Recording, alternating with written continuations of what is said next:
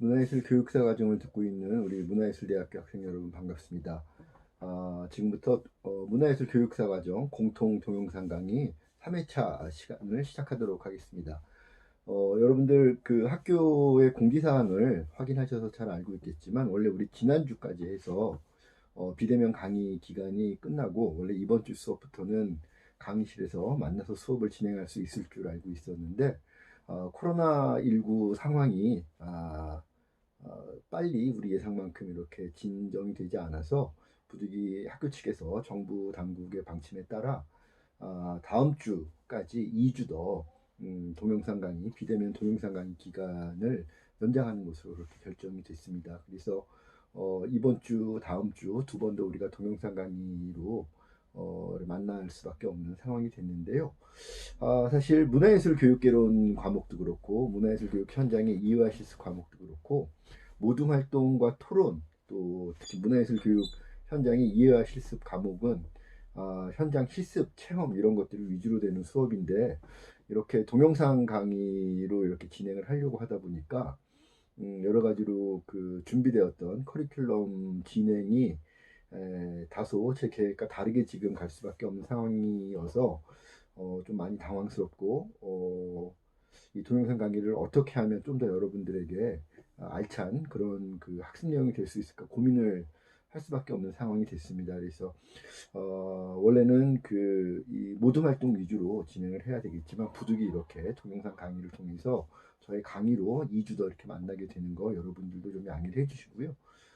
대신 빨리 그 강의실에서 만나서 수업할 수 있는 상황이 되면 우리가 미뤄뒀던 모든 활동들 중심으로 한 그런 그 수업 내용들을 예정대로 이렇게 좀 더 압축해서 알차게 진행할 수 있도록 이렇게 준비를 해보겠습니다. 자, 이번 주 다음 주는 제가 강의 자료실에 올려놓은 강의 자료 두 가지가 있습니다. 파워포인트 파일인데요. 문화예술의 기원이라는 제목의 강의 자료 파일명에 문화예술의 기원이라고 되어 있는 자료를 오늘 먼저 보겠고요. 문화예술 커뮤니케이션과 문화예술 교육의 사례에 관련된 강의 자료는 다음 주 4회차 동영상 강의 때 자료를 볼 수 있도록 하겠습니다.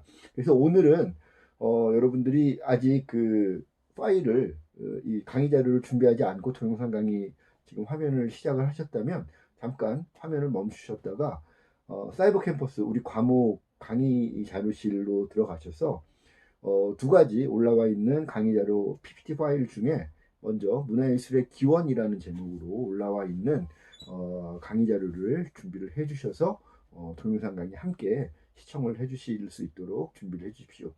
자, 그러면 그 강의 자료가 준비가 되었다면 같이 한번 그 첫 페이지부터 볼 수 있도록 하겠습니다. 자, 그 강의 자료 첫 페이지를 보시면 제목에 문화예술의 역사와 인간의 욕망, 축제의 기원 이렇게 강의 자료가 되어 있습니다. 오늘 여러분들하고 같이 살펴볼 내용들은 이 인간의 문화예술, 특히 예술이라고 하는 영역이 어떤 이유들 때문에 인간들의 역사에서, 특히 인간들의 진화 역사에서 어떤 이유 때문에 형성돼서 성립됐으며 어떤 과정을 거쳐서 진화해 왔는지에 대해서 한번 우리가 살펴보도록 하겠습니다. 우리가 예술의 기원에 대해서 살펴보는 이유는 예술이라고 하는 것이 우리가 잠시 후에 살펴보겠지만 인간들의 욕망 추구, 인간들의 그 욕망을 추구하고 욕망을 구현하는 과정에서 예술이라고 하는 것이 밀접하게 연관을 맺으면서 관계를 가지면서 과거로부터 현재까지 쭉 인간들의 역사와 함께 해왔다. 그렇다면 예술을 통해서 인간들이 추구하고자 했던 인간들이 예술을 통해서 달성하고자 했던 욕망의 속성은 어떤 것이며 그러한 욕망이 예술 안에서 어떻게 다뤄져 왔는지를 이해하는 것이 중요하겠다. 왜? 그것이 우리가 현대에 있어서도 우리 예술가들이 예술의 영역에서 자기 예술의 메시지라든가 자기 예술의 어떤 방향성을 정립하는데 토대가 될 것이고요. 또 특히 우리처럼 문화예술 교육 영역에서 예술이라고 하는 것을 고민하는 사람들에게는 역시 또 마찬가지로 예술이라는 것이 인간들의 욕망 추구 과정에서 욕망의 달성에 기여하는 바가 있었다면 그러한 것들이 교육적인 영역에서는 인간들의 어떤 욕망, 어떤 가치들을 이루어 주는데 도움을 줄 수 있을 것인가, 도움을 줘야만 하는 것일까, 하는 이러한 문제들을 우리가 한번 고민해 볼 수 있는 하나의 토대를 마련해 줄 수 있기 때문이죠. 그래서 오늘은 문화예술의 기원에 대해서 한번 같이 살펴보는 시간을 갖도록 해보겠습니다. 자, 페이지를 넘겨주시면 두 번째 페이지 질문 하나를 여러분들에게 던지고 있죠. 원시인들도 문화예술을 향유했을까요? 라는 질문을 제가 여러분들한테 강의 자료를 통해서 던져보고 있습니다. 자, 원시인 그러면 보통 이제 상식적으로 선사시대의 우리 인류의 선조들을 이야기하는 그런 개념이겠죠. 보통 선사시대라고 얘기하면 그 역사의 어떤 그 모습들이 문자로서 기록되어진 시기를 우리가 역사시대라고 얘기하고, 문자가 없었기 때문에 그런 역사적인 그 여러 가지 내용들이 기록으로 남아있지 않은 시대를 우리가 선사 시대라고 이제 역사학에서는 얘기를 하고, 보통 그런 것들을 인간들의 진화생물학 관점에서 그러면 선사시대 인류는 어떤 인류였느냐라고 물어보면, 보통 이제 그 우리가 사피엔스 종이라고 얘기하는 현생 인류의 선조들의 시대를 우리가 얘기하죠. 그래서 뭐 네안데르탈이라든가 뭐 이런 그 베이징 원인들, 이런 그 사피엔스 종의 직계 종족들이 존재했던 그런 시대들을 포함을 한 시기를 우리가 선사시대라고 얘기를 하죠. 그래서 학자들마다 조금씩 다르긴 합니다만, 보통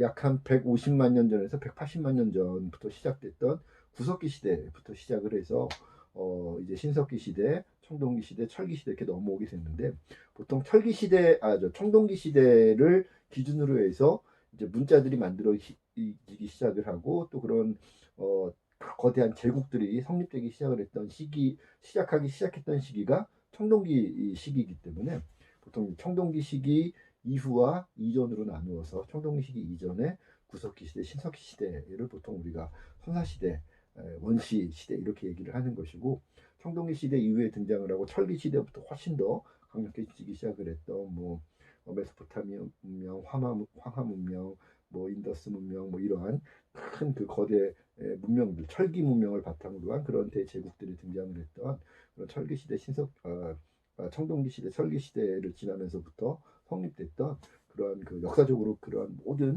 모든은 아니지만 많은 것들이 기록되어 있는 역사 시대를 우리가 이제 고대 시대부터를 우리가 역사 시대라고 보는 거죠. 그리고 이제 고대 시대 이후에 중세로 넘어오게 되고, 중세를 지나서 우리가 현재 살고 있는 현대까지 이루고 있는 것인데, 자, 역사적인 기록이 남아있는 고대 시대부터는 그 예술에 관련된 그 기록들도 많이 남아있죠. 뭐 그리스 로마 신화라고 하든가, 뭐 우리나라만 하더라도 고대 시대, 그러면 이제 고조선 시대인데, 고조선 시대에 많은 또 그런 예술의 자료들이 지금은 우리 영토가 아니지만 만주나 이런 데 가보면 많이 발굴이 되고 있고, 또 단분의 신화라든가 이런 것들이 이제 구전되어 오거나 이제 기록이 되어서 현재까지 남아있기 때문에 고대 이후의 예술의 모습들은 우리가 잘 알고 있습니다. 그런데 우리가 지금 얘기했던 구석기 시대, 신석기 시대, 이런 선사시대의 우리 선조들에게도 과연 예술이라고 할 만한 것들이 있었을까라는 그 것이죠. 평소에 여러분들이 이 원시인들의 예술에 대해서 상상을 해본 적이 있을지 모르겠는데요. 원시시대 예술에 대해서 현재까지 남아있는 그 기록들은 그림, 거의 유일합니다. 왜냐하면 그림은 과거로부터 존재했던 그런 방식의 예술 형태 중에 기록으로 남길 수 있는 몇 안 되는 그런 형태들이죠. 그 외에는 뭐 무슨 빗살무늬 토기, 뭐 이런 돌도끼, 돌칼 뭐 이런 것들이 남아 있는데, 그런 것들이 이제 모양으로 그 하나의 오브제로 남겨져 있을 수 있는 그런 형태들이었으니까. 그런데 이제 그 외에 예를 들면 뭐 노래라든가 무용이라든가 뭐 이렇게 그 구전으로 전해졌겠지만 뭔가 어떤 이야기라든가 이런 것들은 원시시대 때는 기록 매체가 없었기 때문에, 기록을 저장할 수 있는 방법이 없었기 때문에 원시시대의 다른 어떤 예술들에 대해서는 우리가 이제 미루어 짐작할 수밖에 없는 거죠. 예를 들면 뭐 저기 그 아마존 같은 깊은 밀림에 들어가 보면 아직까지도 고대 그 아주 원시시대의 어떤 원시적인 삶의 모습들을 유지하고 있는 그런 토착 부족들의 삶의 모습들을 보면서 우리가 이제 미루어 짐작할 수 있는 그런 측면들이 있는 그런 부분들이 있는데, 원시 시대의 문화예술을 우리가 정말 생생히 느낄 수 있는 그런 그 자료들은 주로 그림의 형태로 남아 있습니다. 다음 페이지 강의자를 넘겨주시면 스페인 알타미라 동굴 벽화라는 제목으로 이렇게 하나의 그 동물, 동물을 그린 그런 그림이 하나 준비되어 있죠. 여러분들 그 3페이지에 나와 있는 스페인 알타미라 동굴 벽화를 보면서 자, 이게 어떤 동물이라고 여러분들 딱 느껴지시죠? 딱 봐도 소, 황소거나 들소거나 소라는 느낌이 아마 직관적으로 드실 텐데, 자, 이 그림 아마 여러분들 예상대로 소를 그린 그림이 맞습니다. 이 그림은 그 사이즈가 2.5m, 3m 정도 되는 굉장히 큰 그림입니다. 이런 그림이 스페인의 알타미라라고 하는 그런 동굴에서 발견이 됐어요. 이 알타미라 동굴이라는 데는 어떤 곳이냐면, 여러분들 혹시 제주도에 가서 뭐 만장굴 같은 그런 제주도에도 이런 지하에 큰 동굴들이 많이 있어서 관광지로도 개발이 되어 있는데, 혹시 그곳에 가본 기억이 있다면 떠올려 보면 될 것 같아요. 이게 그 높은 산에 동굴이 이제 발견이 됐는데, 거기 안에 들어가 봤더니 어마어마하게 큰 방들이 여러 개가 있는 거대한 동굴이었던 거죠. 그런데 그러한 동굴이 그냥 이렇게 뭐 그 돌들이라든가 뭐 이런 것들만 있는 것이 아니라 그 벽들에 이렇게 살펴봤더니 지금 우리 강의 자리에서 보는 것처럼 여러 동물들이라든가 아니면 큰 산이라든가 뭐 강이라든가 이런 자연의 어떤 대상들을 소재로 한 큰 벽화 그림들이 굉장히 많이 발견돼 있더라는 거죠. 방방마다 여러 개의 방들이 있는데 그 방방마다 이런 이제 그림들이 그려져 있고, 어떤 거는 진짜 2m, 3m짜리 큰 것들도 있고, 뭐 작은 거는 1m, 1m 5cm, 50cm 정도 되는 또 조금 작은 사이즈의 그림들도 있고, 그런 그림들이 굉장히 많이 그려져 있더라는 겁니다. 그런데 이 그림을 보면서 어, 이 그림이 과연 여러분들은 원시 시대에서도 어느 시대쯤에 그려진 그림일까 한번 여러분들이 추측을 해봤으면 좋겠는데요. 놀랍게도 이 그림은 최소한 10,000년 전 이상, 그 오래 전에 그보다 먼저 시기에 그려진 그림이다라는 것이 현대 탄소 연대 측정이라든가 그런 과학적인 분석 기법을 통해서 밝혀진 이 그림의 이 나이인 것이죠. 보통 10,000년 전 이상 시기라고 하면 구석기 시대를 거친 구석기 시대에 이 그림이 그려져 셈이다, 이렇게 우리가 볼 수 있다라는 거죠. 그런데 이렇게 구석기 시대라고 하면 사실 그 신석기 시대부터 인간들이 어디 이제 땅에 정착을 해서 농사를 짓고 이 가축을 기르기 시작을 했었지. 사실 구석기 시대 때는 자기 땅에 이렇게 머무르지도 않고 이렇게 사냥터를 떠돌아다니면서 수렵하고 사냥해서 동물을 잡아먹거나 아니면 농사를 짓는 게 아니라 다니다가 이렇게 새로 간 땅에 무슨 나무에 어떤 열매들이 매달려 있으면 있는 대로 그냥 따먹는 수렵과 채집이라고 하는 것이 구석기 시대의 가장 주된 인간들의 생산 방식이었던 거죠. 먹이를 취하고 살아갈 수 있는 자원을 구할 수 있는 방식이 수렵, 사냥하는 것과 채집, 뜯어먹는 것, 따먹는 것, 뭐 이런 거에 불과한 시대였는데, 그 시대를 살았던 사람들의 어떤 그 우리가 생각하는 원시인이라고 생각하는 사람들의 어떤 지적 수준이라든가 뭐 이런 것들을 생각을 해봤을 때 이 그림의 수준이 대단히 놀랍다라는 것이죠. 전문가들이 봐도도 마찬가지고 일반인들이 봤을 때도 굉장히 놀라운 점들이 많이 있더라라는 겁니다. 우리 뭐 회화과 학생들이라든가 미디어 디자인과 학생들, 시각미술을 전공하는 학생들 입장에서 이 그림을 보면, 전문가적인 입장에서 한번 이 그림들을 평가해 보면 몇 가지를 우리가 한번 생각을 해볼 수 있을 것 같아요. 첫 번째, 이 그림을 보면 아까도 우리가 딱 보면 소라는 거를 우리가 직관적으로 알 수 있을 정도로 굉장히 정교하게 그림들이 그려져 있다는 것인데, 첫 번째, 짐승의 골격과 골격 사이의 비례, 이 예를 들면 다리부터 어깨까지, 어깨부터 목까지 뭐 이런 동물의 비례라든가 골격의 정확도가 굉장히 정확하다는 거죠. 정말 이 그림을 보면 어설프게 그냥 생각해서 그린 게 아니라 정말 그 시대의 손은 이런 골격과 이런 비례를 가지고 있었겠구나라는 걸 딱 사실적으로 이해할 수 있을 정도로 골격과 비례가 굉장히 정확한 그림을 그리고 있다. 구석기대 우리 선조들이.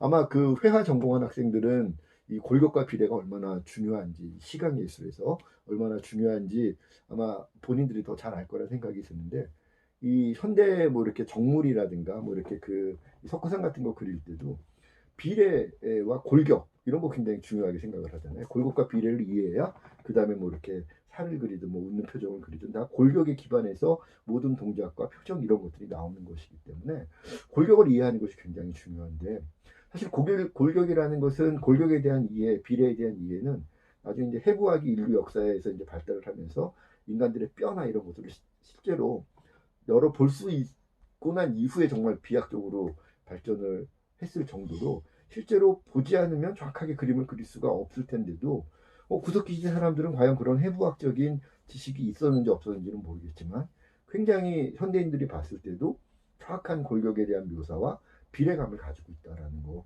첫 번째로 굉장히 놀라운 그 부분이고요. 두 번째, 이 외형에 대한 묘사를 보면 음영이라든가 이런 것들을 통해서 근육에 대한 표현이 굉장히 사실감 있게 느껴진다는 거죠. 정말 이 소의 어느 근육이 굉장히 힘이 강한 근육이고 어디 부분에 살이 많으며 어디 부분에는 뭐 그런 근육이나 이런 것보다는 오히려 뼈나 이런 것들이 훨씬 더 이렇게 발달해 있더라, 이런 것들을 이 그림을 보면 생생하게 느껴지는 거죠. 그래서 와, 이 시대의 사람들이 이렇게 음영 같은 거를 이렇게 표현할 수 있을 정도의 그런 높은 수준의 이 페인팅 기술을 가지고 있구나, 이런 것도 사실 굉장히 놀라운 측면이 되는 거죠. 그리고 마지막으로 이 그림을 보면 알겠지만 칼라 그림입니까, 흑백 그림입니까? 칼라 그림이죠.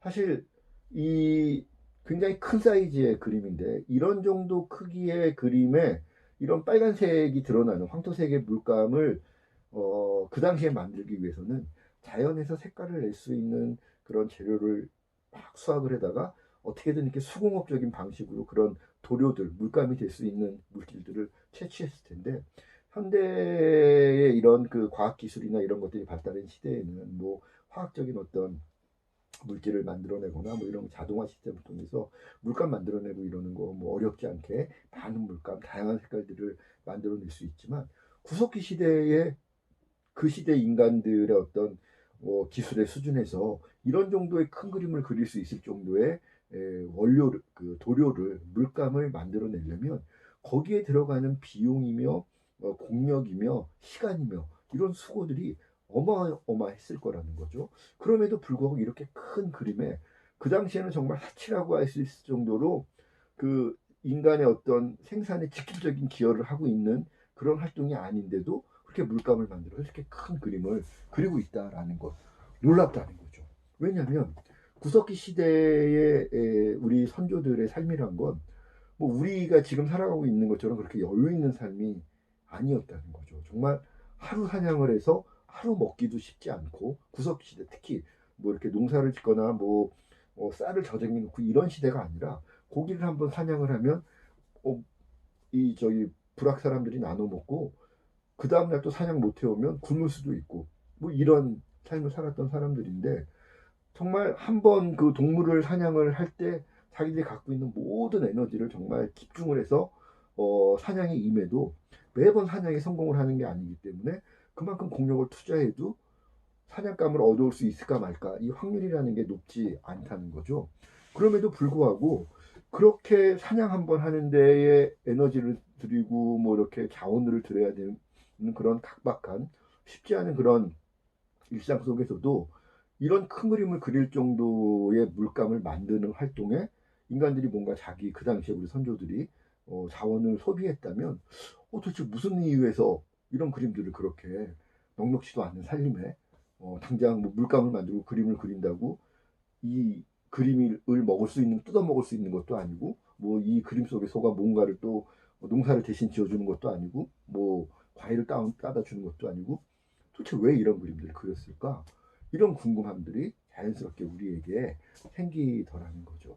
그래서 어쨌든 이런 세 가지 놀라움, 골격과 비례가 정확하고 정말 근육이라든가 이런 것들을 정교하게 묘사하고 있고 심지어 칼라, 원색으로 이런 것들을 만들어내고 있다. 이런 거를 보면 그래서 이 그림을 보면 이 그림을 그렸던 만년 전, 12,000년 전 우리 선조들이 이 그림을 그렸을 당시에 소의 모습은 정말 이랬겠구나. 우리가 사진을 보는 것처럼 이 그림을 보면 그 시대의 소의 모습을 우리가 쉽게 생각해 볼 수 있다라는 거죠. 그래서 이런 그림들을 도대체 이 구석시대 우리 선조들은 왜 그렸을까? 그래서 많은 그런 인류학자들이라든가 역사학자들 혹은 그 미술을 전공하신 분들이 우리가 앞에 살펴봤던 그 알타미라 동굴의 구석시대 그림을 보면서 원시 자연주의의 명작이다 이렇게 우리가 부를 정도로 정말 대단한 그림, 예술 작품이다라는 인정을 후대의 사람들이 하고 있는 것이죠. 자연주의라고 하면 그런 것이죠. 자연의 모습을 있는 그대로 표현을 하자.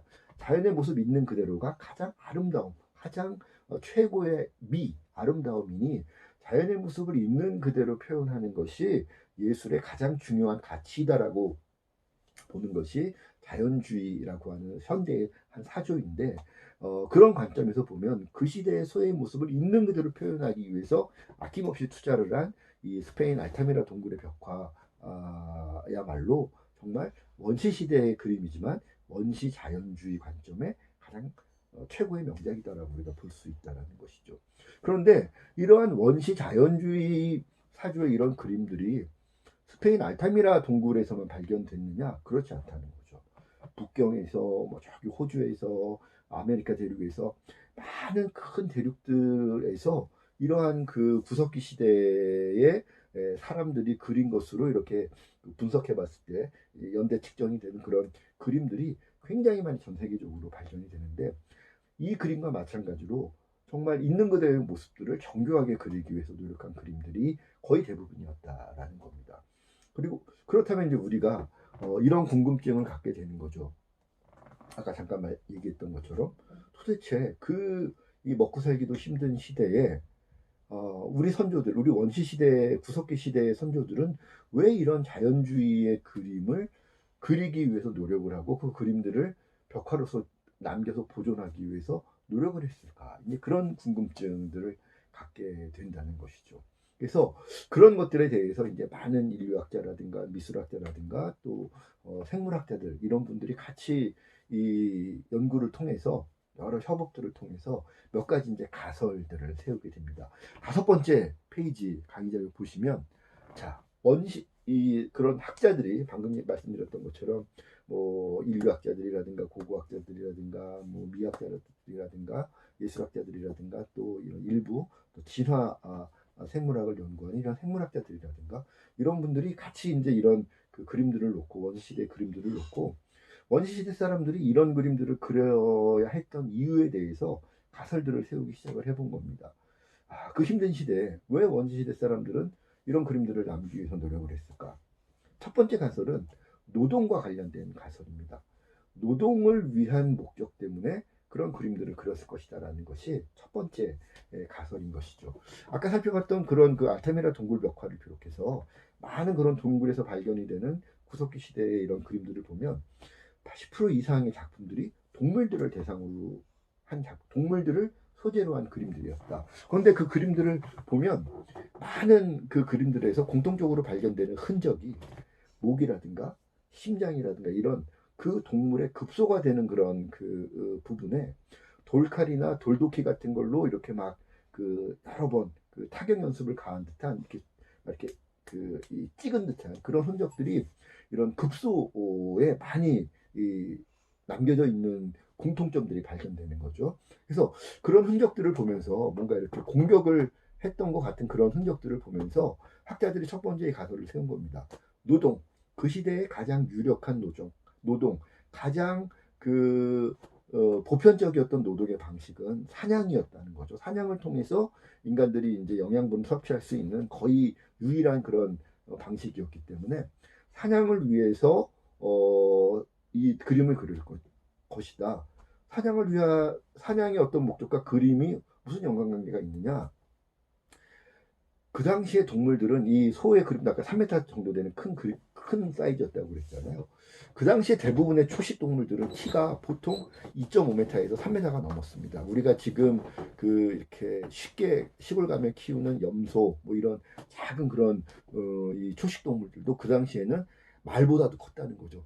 요즘 우리가 보는 그런 말들은 그 당시에는 훨씬 더 큰 그런 사이즈들이었고 코끼리도 뭐 맘모스 막 이런 사이즈의 동물들이었기 때문에 대부분의 그런 이 지구상의 동물들은 어마어마한 사이즈를 가졌던 반면에 그 당시에 인류의 이 피지컬은 육체적인 어떤 조건은 평균 신장이 1.5m 정도가 되지 않았습니다. 1m 50 정도도 되지 않았던 거죠. 1m 30, 1m 40, 1m 50. 뭐 1m 뭐 지금 우리 정도 된 1m 70 정도 되는 사람들이라면 그 당시에 태어났으면 거의 서장급의 거인 취급을 받았겠죠. 그럴 정도로 인간들은 굉장히 작고 왜소한 존재였던 거죠.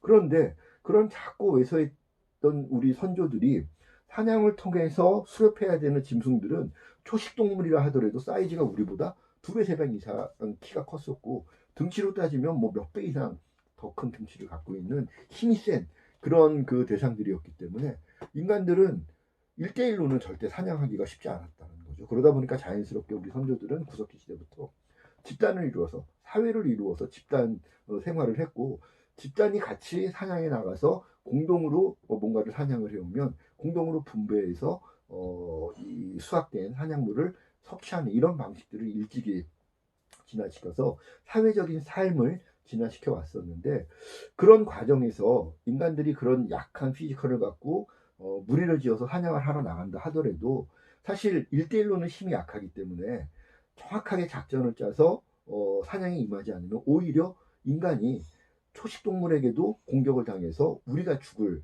오히려 목숨을 잃을 가능성이 높았다는 거죠. 예를 들면 한 번에 뭐 이렇게 막 한쪽에서 시선을 누군가 막 이렇게 유도해서 이렇게 공격조를 못 보게 만들 필요도 있었고 그러면 누군가 유인조가 사냥물을 이렇게 주의를 분산시키면 공격조는 한 번에 목이라든가 심장을 정확하게 찔러서 한 방에 쓰러뜨려 죽여야지 어설프게 엉덩이 같은 데 찔르고 뭐 이렇게 뒷다리 같은 데 찔르면 오히려 그쪽 그 사냥물이 화가 나가지고 오히려 뿔로 인간을 공격한다든가 뒷다리로 차버린다 이렇게 되면 인간은 뭐 한 대만 맞으면 거의 즉사할 수밖에 없는 이런 조건이었기 때문에 아무리 집단으로 사냥을 나간다 하더라도 정확한 작전과 정확한 타격이 중요할 수밖에 없었다. 그런데 그러한 정확한 그 작전과 정확한 타격을 예행 연습하기 위해서는 실제 그 사냥물과 똑같은 크기, 똑같은 비례, 똑같은 모습의 그림을 대상으로 해서 연습을 해야만 연습에 효과가 있는 것이지.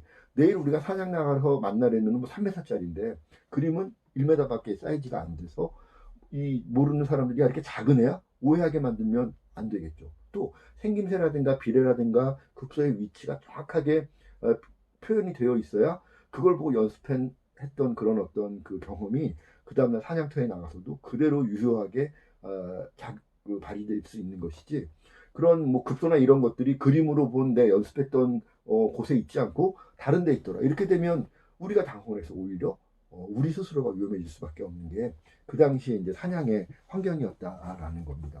그래서 이렇게 이제 노동의 관점에서 바라보면 아까 그 궁금함의 몇 가지 이제 의문들이 해소되는 거죠. 왜 이렇게 정확하게 있는 그대로의 자연주의적인 관점에서 비례라든가 관절이라든가 근육의 모양이라든가 뭐 색깔이라든가 이런 것들을 있는 그대로 생생하게 표현을 할 수밖에 없었던 그 이유.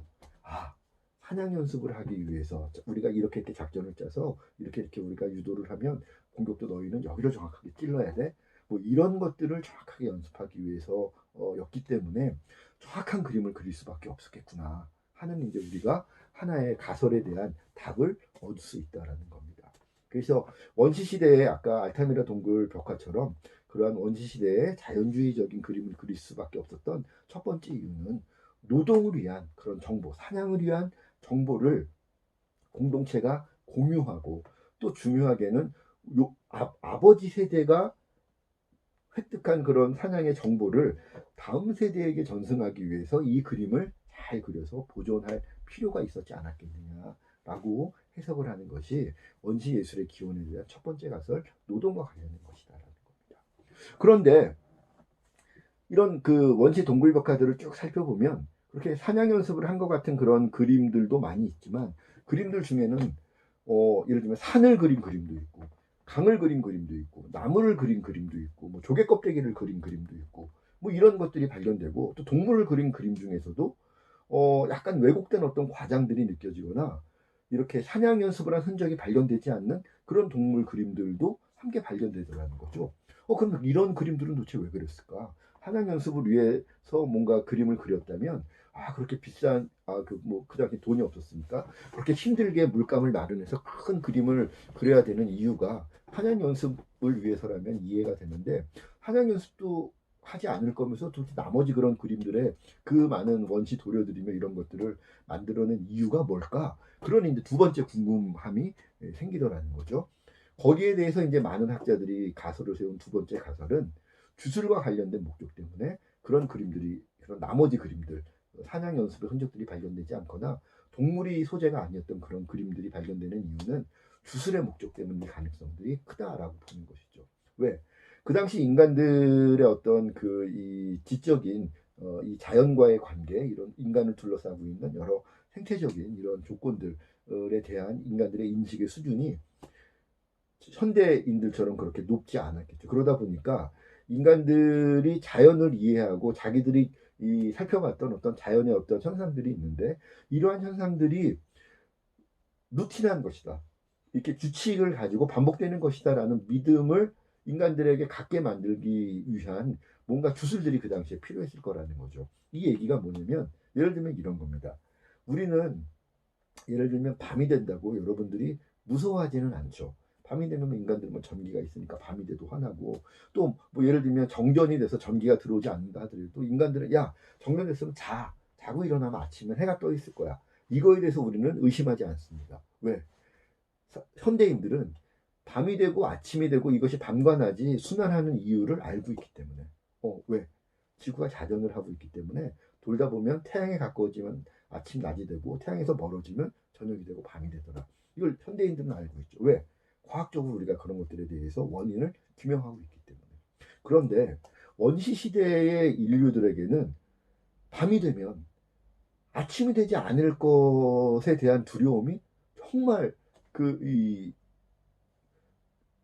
요즘 사람들이 무슨 이렇게 공포 영화 보면 귀신 보면 무서워하듯이, 그 원시대 사람들에게는 귀신이 무서운 게 아니라 밤이 무서웠던 거죠. 아침이 오지 않을 것에 대한 두려움이 훨씬 더 컸을 거라는 거죠. 왜?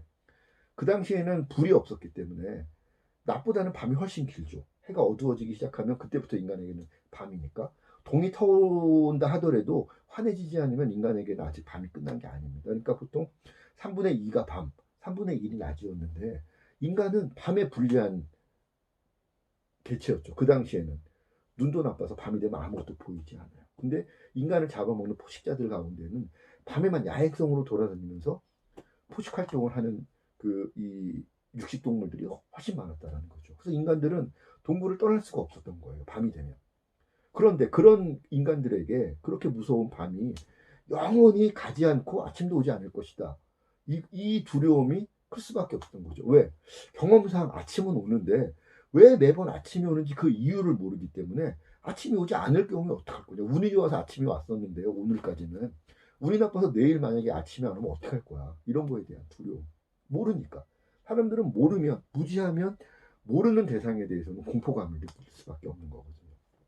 또, 막 비가 오고 막 장마야.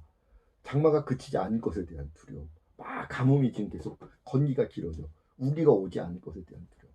겨울에 너무 추워 막 얼어 죽을 것 같아. 봄이 오지 않을 것에 대한 두려움. 아버지 할아버지 얘기 들어보니까 봄이 지나면 따뜻한 날이 오고 따뜻한 날이 지나면 추워지고 그랬대는데 어떻게 보장할 거예요? 그 당시에는. 인간들은 지구가 공전을 하니까, 현대인들은 지구가 공전을 하니까 공전을 하다 보면 봄, 여름, 가을, 겨울 사계절이 생긴다더라. 위도와 비스듬하게 자전을 하면서 그 비스듬하게 기울어진 채로 이렇게 공전을 하다 보니까 지구상의 위도에 따라서 어떤 나라는 겨울이 길고 어떤 나라는 여름이 길더라. 우리는 알고 있지만 이 시대의 우리 원시시대 선조들은 그런 거에 대한 이유를 몰랐기 때문에 자연 현상의 규칙성에 대한 이유를 모르고 있다라는 그것이 엄청나게 큰 공포였다라는 것이죠. 그러다 보니까 어쨌든 이 집단이 두려움에 휩싸였으면 집단의 안전, 집단의 그 질서가 유지되기가 쉽지 않잖아요. 그래서 누군가는 걱정하지 마, 걱정하지 마, 내일 아침이 올 거야. 지금 겨울이지만 봄이 올 거야. 이런 것들을 믿게 만들어서 그런 두려움을 극복할 수 있도록, 집단이 두려움을 극복할 수 있도록 뭔가 이렇게 근거와 설명을 해줄 수 있어야 그 집단의 어떤 질서와 안전이 유지가 될 텐데, 그 당시에는 그런 과학적인 지식이 없었기 때문에 그런 자연의 여러 가지 현상들에 대한 그 규칙성에 대한 원인을 주술적으로 설명을 할 수밖에 없었다는 거죠. 그래서 예를 들면 그 시대 어느 집단에 보니까 어마어마하게 큰 산이 있어. 저 산이 이 지역의 모든 자연의 현상들을 주관하는 영적인 존재인 거야. 신적인 존재인 것이야. 저 산이 우리 이 지역의 모든 자연의 어떤 법칙들을 관장을 하고 있기 때문에 저 산에게만 우리가 잘 기도를 하고 산이 노여워하지 않도록만 하면 이 질서 그대로 유지시켜 줄까. 봐봐. 우리가 오늘 열심히 기도해보자. 산님에게 아침이 되나 안 되나? 아침이 됐네. 우와, 아침은 우리 산님이 저 큰 산이 우리에게 선물로 보내주는 것이 아침이야. 이런 믿음을 갖게 해줬다라는 거죠. 혹 뭐 부족에 따라서는 산일 수도 있고, 부족에 따라서는 강일 수도 있고, 또 부족에 따라서는 뭐 특정한 나무나 어떤 뭐 동물일 수도 있는 거죠. 우리 민족 같은 경우는 주술, 토템적으로 어떤 이 주술의 대상을 갖고 있는 민족입니까?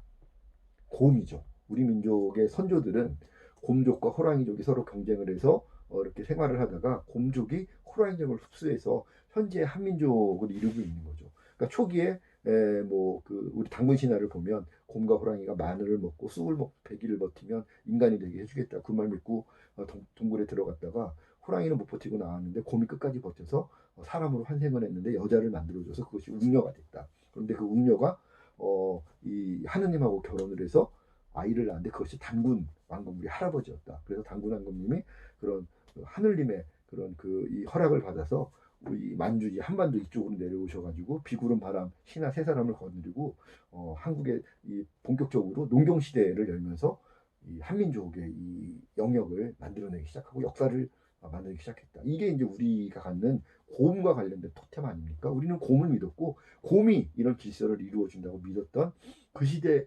수준에서는 가장 과학적인 인식을 가졌던 분들이 이 나라를 이루었던 그 선조를 가지고 있는 자손들인 셈인 것이죠. 그러니까 주술이라고 하는 게 현대의 관점에서 보면 말도 안 되는 홍맹랑한 이런 것일 수 있겠지만 과학기술적인 어떤 지식이나 정보들이 현대의 수준이 아니었던 선사시대에는 과거에는 원시시대에는 그 시대의 사람들의 가장 높은 수준의 지적인 사고의 결정체가 주술이었다라고 볼 수 있다라는 거죠. 그래서 주술의 목적 어쨌든 자연의 어떤 현상, 자연의 법칙들 이런 것들이 인간들을 위해서 규칙성을 가지고 작용하고 있음을 믿게 만들기 위해서 주술이라고 하는 것들이 필요했다. 그런데 주술이라고 하는 것들이 제대로 작동하기 위해서는 현대의 종교도 마찬가지지만 예술의 조력을 받지 않고서는 주술이라고 하는 것들이 원활하게 작동할 수가 없었다. 그 대상을 화려하게 정말 그 신적인 어떤 아우라가 느껴지게 시각적으로도 표현해야 되고 그 대상을 찬양할 수 있는 뭔가 스토리텔링도 필요하고 그러한 스토리텔링을 더욱더 부각시키고 공동체의 어떤 결속력을 가지게 할 수 있는 음악적인 어떤 요소들, 퍼포먼스적인 요소들 이런 것들이 주술 행위에는 필연적으로 동반되어서 주술의 대상을 더욱더 신적으로 특별하게 만드는 그런 그 활동들이 반드시 필요했다는 것이죠. 그런 이유 때문에 예술이라고 하는 것들이 함께 원시시대 때부터 발전할 수 있었다라고 하는 것이 두 번째 주술과 관련된 그런 그 가설입니다.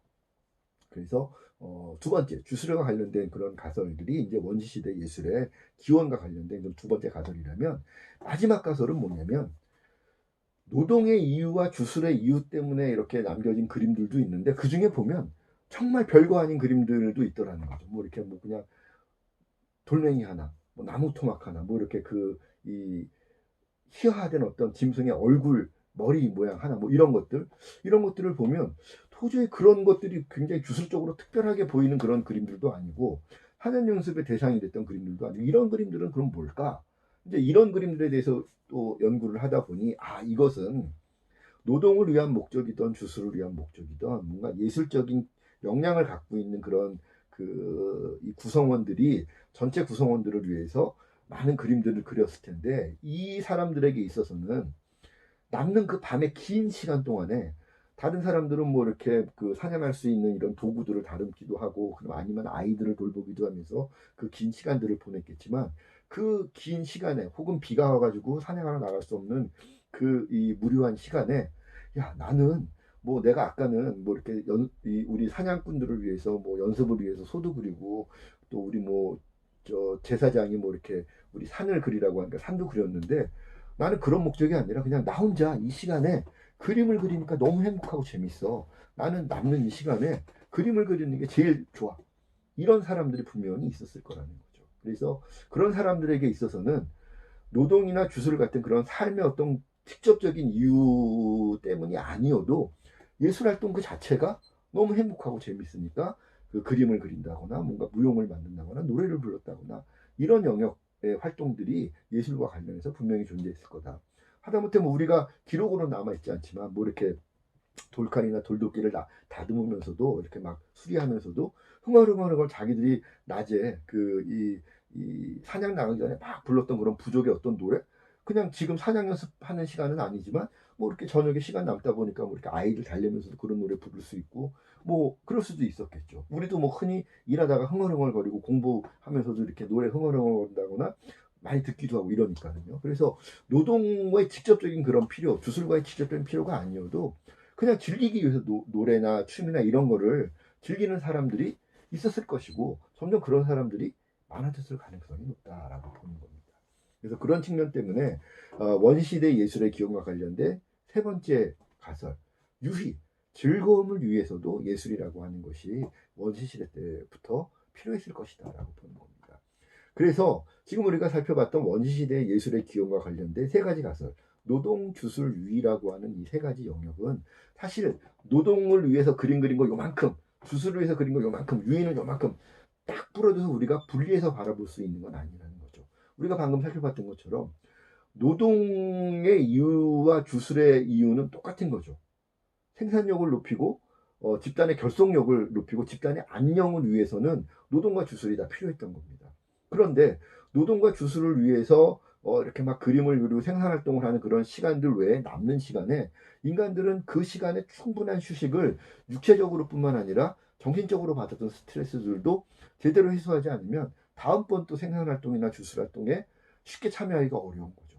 그럴 때 인간들을 재충전시키기 위한 유의의 측면에서 예술활동을 하는 것이 직접적으로는 인간들의 어떤 생산성이나 주술적인 어떤 사회적인 활동에 직접적인 기여를 하는 건 아니지만 궁극적으로는 쉬는 시간, 노는 시간, 이 유희를 위한 시간을 어떻게 잘 보낼 수 있느냐가 노동 생산성이나 주술을 통한 집단의 결속력을 더욱더 이렇게 건강하게 하는데 굉장히 큰 역할을 했을 수밖에 없었기 때문에 노동, 주술, 유희의 이 세 가지 예술의 이 영역, 이 어떤 그 목적은 따로따로 분리되는 것이 아니라 토테미즘이라고 하는 원시 종교의 적인 어떤 그 체계 안에서 노동, 주술, 유희는 하나의 몸을 가지고 있는 세 가지 다른 어떤 요인들이었다고 보는 거죠. 그래서 우리가 흔히 원시 시대의 예술은 노동, 주술, 유희라고 하는 이 세 가지 원시 상징 형식이 하나로 결합된 복합체였다라고 보는 것이 대부분의 현대 그런 예술학자들의 공통된 견해다라고 보는 거죠. 그래서 이제 방금 살펴봤던 그런 원시 시대의 노동, 주술, 유희라고 하는 원시 시대 예술의 그런 그 복합체가 이후에 이제 그 역사 시대가 열리는 고대와 중세에 접어들게 되면 이 신화 세계가 해체되기 시작을 하는 겁니다. 아까 살펴봤던 그런 그 원시 토테미즘의 시대를 신화의 시대라고 우리가 이제 얘기한다면 일부 이제 그런 것들 원형 문화라고도 표현을 하기도 하죠. 그런 원시 신화 세계, 원형 문화들이 이제 해체되기 시작을 하고 아까 살펴봤던 노동, 주술, 유희의 목적을 위해서 존재했던 함께 존재했던 예술이 세 가지 영역으로 이것이 분리되기 시작을 하게 됩니다. 그래서 노동의 필요성이 있었던 그 노동의 영역은 철학이라고 하는 영역으로 분리돼서 자기 길을 걷기 시작을 합니다.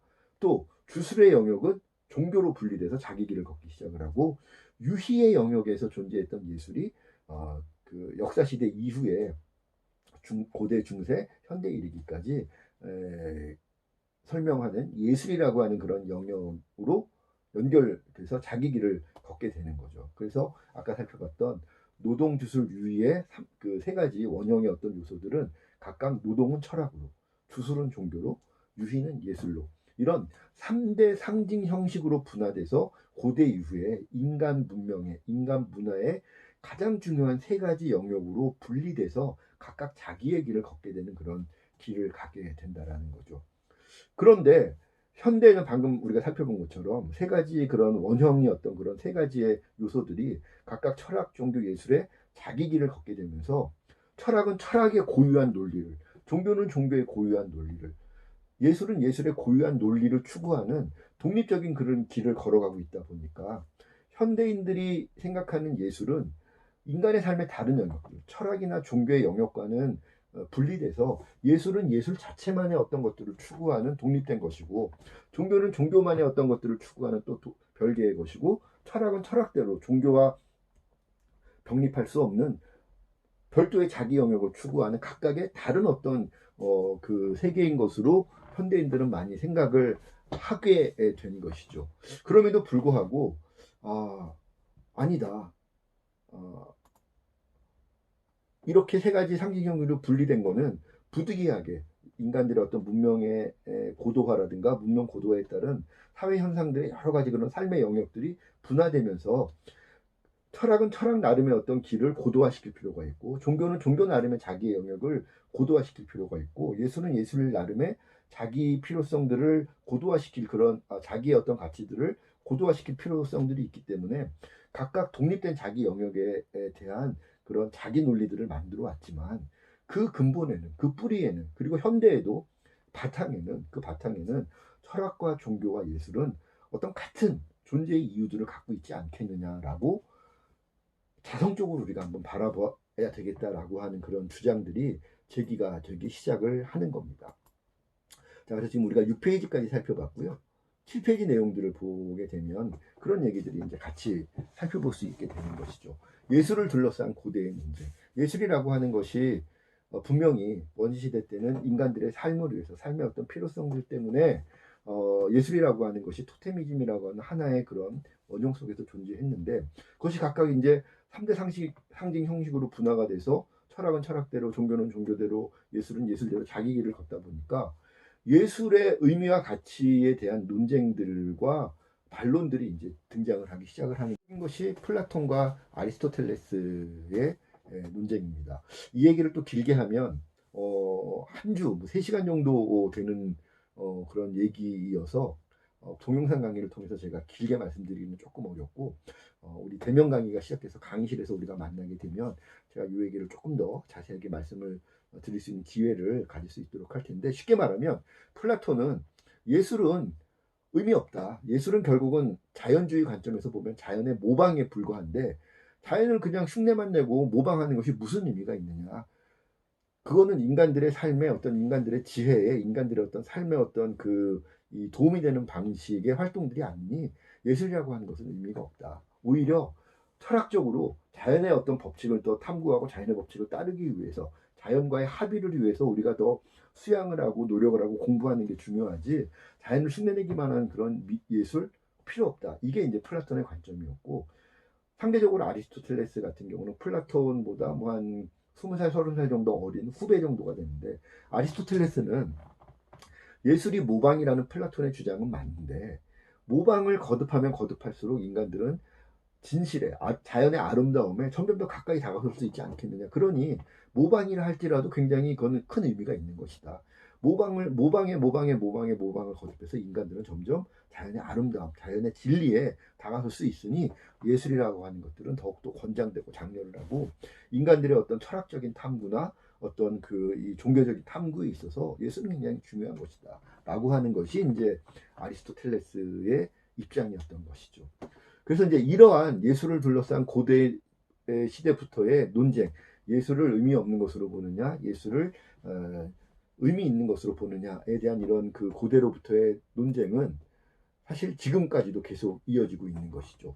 다음 페이지 8페이지 보시면 플라톤의 관점을 한 편에서 쭉 이렇게 이렇게 연결되어 있는 주장을 하는 걸로 보이는 아도르노라는 그 학자의 관점이 있고, 한편으로는 아리스토텔레스의 그런 예술에 대한 그 개방적인 관점을 가지고 있는 베냐민이라는 학자가 있는데, 둘 다 20세기의 학자들입니다. 아도르노와 베냐민 같은 경우는 현대의 예술을, 특히 대중예술이 이제 현대에는 그 영향력이 커지다 보니까 대중예술과 관련해서 이런 이 예술을 어떻게 바라봐야 될 것이냐라고 했을 때, 아도르노 같은 학자들은 예술은 통계의 대상이 돼야 되겠다라고. 왜? 예술은 오히려 사람들의 어떤 이 인간으로서의 각성, 스스로에 대한 어떤 삶의 진리에 대한 접근 이런 것들을 오히려 방해만 하는 그런 그 영역이니 예술은 통제되어야 된다. 이렇게 봤던 것이 아도르노고, 베냐민은 아도르노보다 또 이제 후배뻘 되는 그런 학자인데,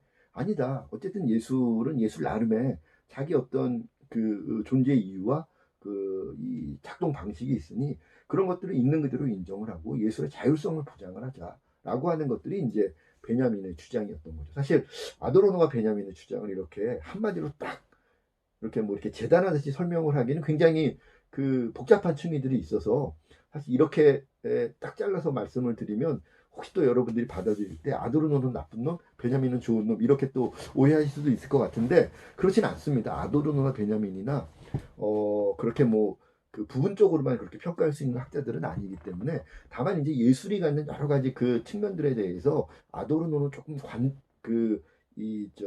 엄격한 그런 관점을 가졌다면 상대적으로 베냐민은 좀 더 예술의 자율성을 보장하고자 하는 유연한 사고를 가졌다. 이렇게 생각을 하시면 될 것 같고요. 혹시 관심 있는 학생들은 나중에 저에게 아도르노나 베냐민에 대해서 질문해 주시면 제가 좀 더 깊이 있게 말씀을 드리도록 할게요. 어쨌든 이처럼 예술을 통제 대상으로 볼 거냐, 예술의 자율성을 보장할 거냐, 이런 관점들은 과거에 그 플라톤과 아리스토텔레스 간의 그런 논쟁과 마찬가지로 예술의 의미와 가치를 어떻게 볼 거냐, 통제의 대상으로 볼 거냐, 인정할 것이냐에 대한 그런 고대 이런 논쟁이 현대까지 그대로 이어지고 있다는 걸 우리가 알 수 있게 해주는 것이죠. 실제로 많은 국가들이나 많은 사회들은 예술을 통제하고자 하는 그런 본능들을 좀 가지고 있어 보이죠. 가급적이면 예술이 뭔가를 표현하고자 하는 것들은 뭐 아이들한테 안 좋아, 뭐 집단의 어떤 이런 그 이 저 결속이나 사회의 어떤 안전을 해칠 수 있으니 과학 또한 예술의 표현의 자유는 어느 선에서 통제하는 게 좋아. 이게 이제 대부분의 국가나 사회들이 갖고자 하는 그런 그 이 본능들이고, 반대로 예술가들은 문화예술 분야에 종사하는 예술가들을 비롯한 많은 문화예술은 아니야. 왜 국가나 사회가 나서서 인간의 욕망을 통제하려고 그래? 인간의 욕망에 솔직하게 우리가 접근하고 그런 것들을 탐구하고 표현하려고 하는 것이 오히려 인간들의 삶의 그 본질에 가깝게 다가설 수 있고 우리 삶을 좀 더 풍성하게 만들 수 있는 거야. 그러니 욕망에 솔직하게 하도록 하고, 예술가들이 욕망을 표현하고자 하는 것에 대해서 간섭하지 마 라고 하는 것들이 이제 많은 문화예술인들의 관점이죠. 그런데 여전히 뭐 2020년도에 대한민국을 비롯한 많은 그런 뭐 선진국가들뿐 아니라 대부분의 많은 국가들에서 욕망을 통제하려는 국가의 어떤 그 논리와 욕망에 솔직하려는 문화예술인들의 논리가 늘 충돌하면서 어떤 사회적인 어떤 시대적인 환경의 변화라든가 사회 집단 사이의 어떤 역학관계의 변화에 따라서 국가의 관점과 이 문화예술인들의 관점이 시대마다 좀 다른 균형의 어떤 합의점들을 찾아가면서 이런 것들이 조금 변화해 가고 있을 뿐이지, 합의점들이 변화해 가고 있을 뿐이지, 어쨌든 국가의 그런 예술을 통제하고자 하는 그런 욕망과 욕망에 솔직하려는 문화예술인들의 그런 관점은 늘 긴장 관계에 있을 수밖에 없다라는 겁니다. 그럼에도 불구하고 예술 그 다음 페이지 9페이지, 예술을 둘러싼 그러한 그 과거로부터 현대에 이르기까지 이런 논쟁의 본질을 우리는 어떻게 이해하는 것이 바람직할까? 뭐 사실 우리가 문화예술대학교 학생들이기 때문에 예를 들면 플라톤이나 아리스토텔레스의 논쟁, 아도르노나 베냐민의 논쟁을 이렇게 설명을 해드렸을 때 아마 많은 학생들은 플라톤이나 아도르노의 그런 완고한 관점보다는 플라톤이나 베냐민의 좀 더 유연한 관점을 더 이렇게 지지하는 학생들이 많을 거라고 생각을 합니다. 제가 이 얘기를 매 학기 이렇게 진행을 하면서 수업 때 강의실에서 제가 이렇게 설명 들었을 때 학생들의 이렇게 의견을 들어봐도 우리 문화예술대학교 학생들은 어쨌든 예술인들의 삶을 살아갈 학생들이다 보니까 상대적으로 플라톤이나 아도르노의 베냐민의 관점을 좀 더 지지하는 사람들이 많은 것이 이제 특징이라고 생각을 하고 있지만, 사실 사회로 나가보면 우리 사회 전반으로 나가보면 우리 같은 생각을 갖고 있는 사람들만 있는 건 아니라는 거죠. 예를 들면 뭐 교육단체라든가 종교단체라든가 아이들 게임 못하게 하고 뭐 만화 못 보게 하고 뭐 오락이라 그 PC방 못 가게 하고 11시 넘으면 게임 못하게 하고 뭐 영화도 뭐 조금만 좀 표현이 조금 그 수위가 있으면 아이들 못 보게 해야 된다 그러고 뭐 이런 그 이 요구들과 또 한편에서 왜 아이들을 못 믿느니, 왜 성인들의 어떤 사람의 어떤 예술 수용성들을 왜 못 믿느냐라고 하면서 창작과 표현의 자유를 또 끊임없이 주장을 하는 예술가들의 목소리가 늘 이렇게 충돌하고 있다라는 것을 여러분들도 알고 있을 겁니다. 그래서 이러한 논쟁의 본질을 어떻게 받아들이고 어떻게 접근하느냐에 따라서 그 시기, 그 어떤 특정한 사회, 특정한 시기에 예술가들이 그 사회와 관계를 맺으면서 자기가 추구하는 그런 예술의 방향성이라든가 표현의 어떤 그 이 층위들 이런 것들을 결정을 하고 선택을 하는데 굉장히 중요한 환경으로 작용을 하고 있다는 것이죠. 그리고 그러한 환경 요인들이 문화예술 교육 영역에서도 그대로 작용을 하게 된다라는 것입니다. 그래서 그런 측면에서 원시시대 때부터 형성되었던 노동주술 유희의 그런 목적들 때문에 토템으로 존재했던 그런 원시시대의 원형 예술들이 분화된 이후에 예술을 둘러싼 어떤 논쟁들이 어떤 주장들이 어떻게 대립해 왔으며 그것이 현재에는 어떤 방식으로 전개되고 있다. 이러한 그 논쟁의 양상들을 여러분들이 정확하게 이해할 필요들도 있고요. 보다 중요한 것은 그러한 논쟁의 본질을 우리가 어떻게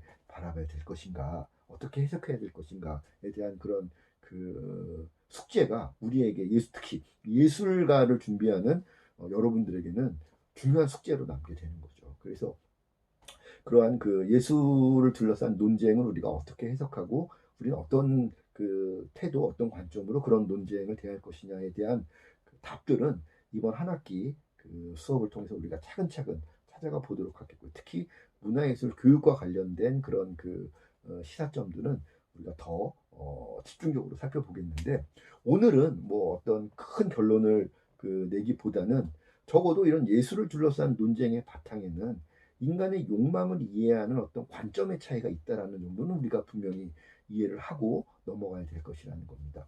인간의 욕망이라는 것은 원시시대 때부터 현재까지 예술의 필요성이자 예술의 존재 이유 그 자체였다는 것이죠. 우리가 아까 살펴봤던 노동주술 유시의 원시시대의 예술이라고 하는 것들이 존재했던 이유는 그 시대 우리 선조들의 욕망들이 그대로 예술 안에 반영됐기 때문에 그러한 세 가지 영역에서의 가치들을 가질 수 있었다는 겁니다. 원시시대 우리 선조들의 욕망이라는 건 분명하죠. 생존과 번식. 어떻게든 살아남아야 되겠다. 내가 살아남고 우리 가족들이 살아남고 가급적 많은 어떤 사냥물들을 얻고 많은 것들을 채집해서 살아있는 동안은 배불리 안전하게 살아남아야 되겠다라고 하는 생존의 욕망. 두 번째, 번식의 욕망.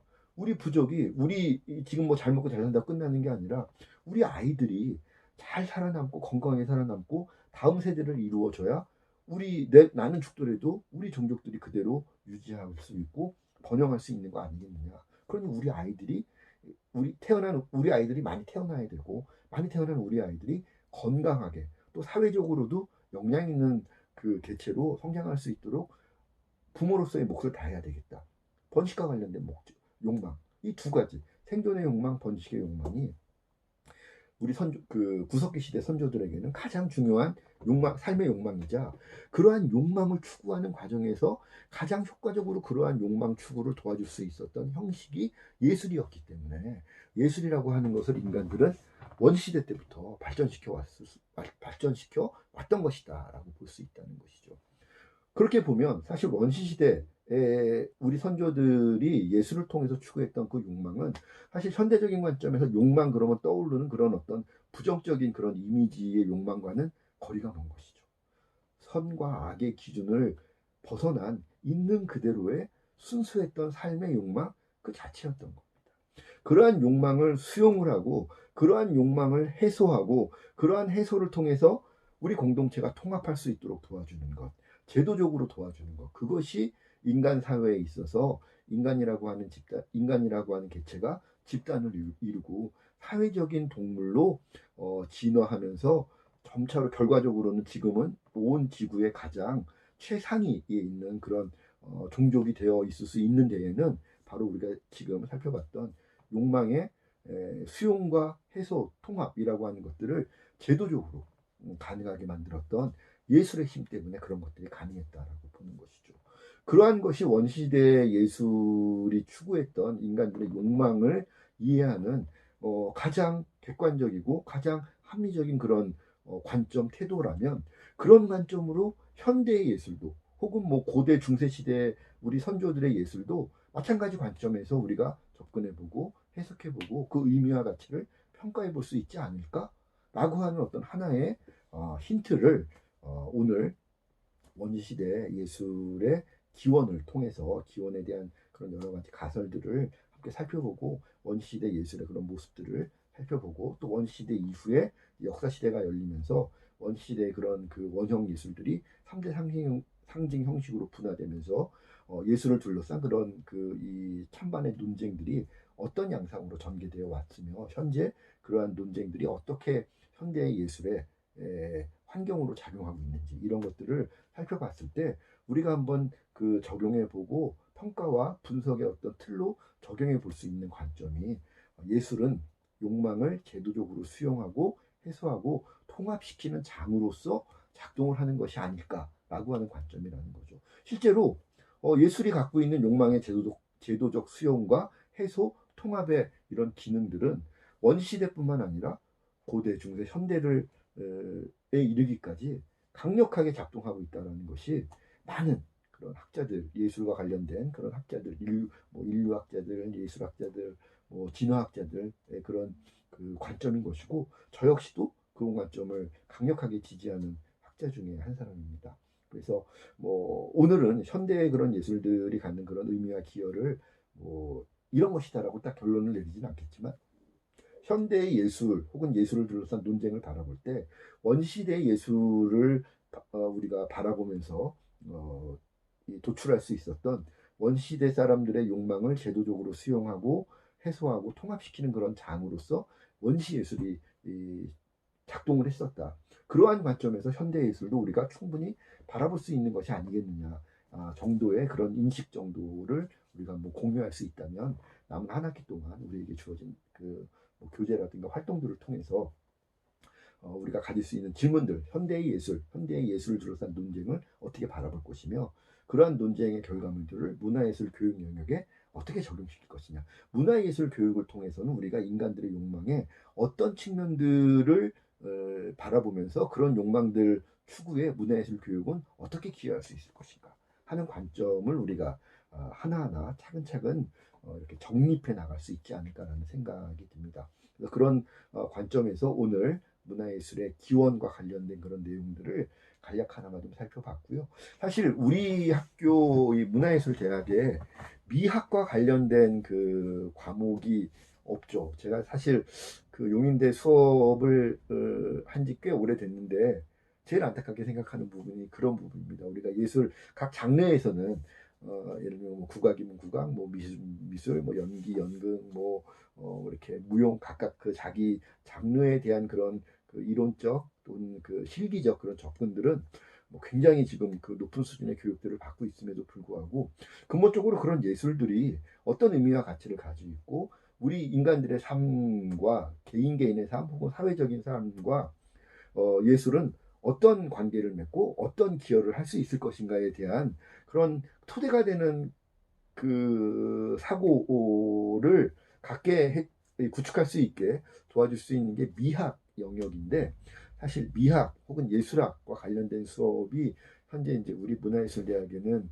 별도로 개설되어 있지 않아서 제가 가급적 우리 문화예술 교육개론이라든가 문화예술 교육 현장에 이해하실 수 우리 문화예술 교육사 과정을 듣는 학생들의 공통 교양 과목에서는 그 미학과 관련된 그런 부분들을 조금 더 많이 제가 다루면서 비록 미학 수업이 없더라도 예술에 대한 그런 그 예술관 혹은 예술과 관련된 철학적인 태도 이런 것들을 우리 문화예술대학교 학생들이 일정 수준 이상으로 좀 그 토대를 가질 수 있게 하는데 그런 측면에서도 제가 이 두 과목을 좀 활용을 해보고자 하는 그런 그 생각을 가지고 있어서 그런 측면에서도 여러분들이 이번 동영상 강의 이번 학기 같은 경우는 동영상 강의를 통해서 같이 이제 살펴보는 그런 예술 일반에 대한 그런 이 예술학 혹은 미학의 어떤 기초가 되는 이야기들 여러분들이 좀 이렇게 주의 깊게 들어주시면 당장은 여러분들에게 이게 재미있을지 재미없을지는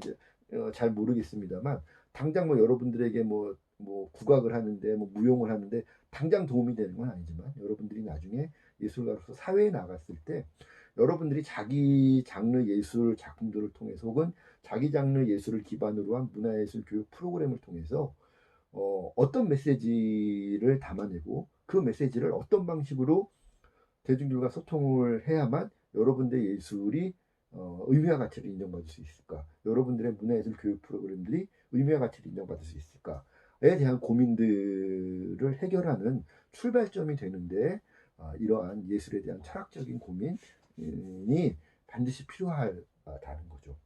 그 시점이 됐을 때 여러분들이 한번 오늘 혹은 다음 주 이렇게 계속 살펴보게 될 예술 일반에 대한 얘기들 여러분들이 같이 이렇게 주의 깊게 들어주셨다가 나중에 이제 떠올려 보시면 분명히 여러분들에게 도움이 되는 순간들이 올 것이다. 왜? 결국 여러분들의 예술은 형식만 갖고 존재하는 것이 아니라 메시지를 통해서 대중들에게 그 메시지가 인정받을 때 또 그 메시지를 통해서 대중들과의 커뮤니케이션에 성공했을 때 여러분들의 예술이 의미와 가치를 가질 수 있기 때문에 그런 측면에서 예술 일반에 대한 이런 이야기들에 대해서도 여러분들이 관심을 가져주시면 좋겠다라는 거죠. 저를 위해서가 아니라 여러분들이 의미와 가치를 인정받는 차별화된 젊은 예술인 혹은 젊은 문화예술 교육인이 되기 위해서 필요한 그런 고민의 영역 중에 하나다라는 말씀을 드리겠습니다. 자, 오늘은 첫 번째 강의 자료죠. 문화예술의 기원 강의 자료를 같이 살펴봤고요. 다음 주에는 문화예술 커뮤니케이션과 문화예술 교육이라는 제목의 두 번째 강의 자료를 통해서 같이 그 문화예술을 커뮤니케이션 관점에서 한번 바라보면서 문화예술이 또 커뮤니케이션 관점에서 기여할 수 있는 의미와 가치가 뭘까 하는 부분들을 다음 시간에 이어서 4주차 동영상 강의 때 살펴볼 수 있도록 하겠습니다. 자, 오늘 첫 번째 강의 자료 문화예술의 기원과 관련된 그런 그 강의 자료를 통한 동영상 강의 제가 준비한 내용은 여기까지고요. 여러분들 긴 시간 동안 수고 많으셨고 다음 주 현재 4주차까지는 비대면 동영상 강의가 예정이 되어 있습니다. 그래서 다음 주 강의까지 동영상 강의로 진행이 되니까 집중해서 참여해 주시기를 부탁을 드리겠고요.